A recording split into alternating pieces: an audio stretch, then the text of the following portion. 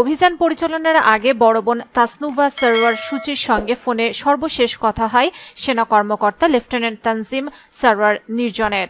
তখন তিনি বোনকে বলেন, আমি একটি মিশনে যাচ্ছি, আমার জন্য দোয়া করো, যদি কিছু হয়ে যায়, এমনটাই বলেছিলেন। কক্সবাজারের চকরায় অভিযান পরিচালনার সময় সন্ত্রাসীদের হামলায় নিহত হন তিনি। একমাত্র ছেলেকে হারিয়ে বাবা বাকরুদ্ধ, মা যাচ্ছেন মূর্ছা। এ ঘটনায় লেফটেন্যান্ট তানজিমের এলাকায় নেমে এসেছে শোকের ছায়া, বাসায় চলছে মাতম। তানজিমের বড় বোন তাসনুভা সরওয়ার সূচি বলেন, আমার ভাইয়ের সঙ্গে সর্বশেষ সোমবার রাতে কথা হয়েছিল। মঙ্গলবার রাত 11:30টার দিকে আমার ভাই আমাকে অভিযানে যাওয়ার কথা বলেছিল। ও আমাকে বলেছিল, একটি মিশনে যাচ্ছি, আমার জন্য দোয়া করো, যদি কিছু হয়ে যায়।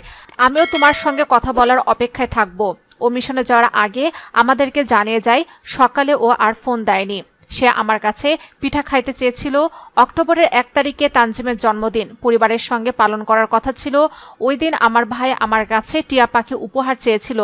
আমি বলেছি তাকে টিয়া পাখি উপহার দিব। একমাত্র ছেলেকে হারিয়ে নিহত তানজিমের বাবা সারোয়ার জাহান দেলোয়ার বাকরুদ্ধ। তিনি বলেন, এমন মৃত্যু যেন আর কারো না হয়, আর যেন কোনো বাবার এভাবে আর্তনাদ করতে না হয়। আমি আমার ছেলে হত্যাকারীদের দ্রুত বিচার চাই। তানজিমে আমার একমাত্র ছেলে, সে ছিল বাড়ির একমাত্র উপার্জনের লোক। তাই আমি আজ অসহায়। আমি এই হত্যাকাণ্ডের দ্রুত বিচার ও ফাঁসি চাই।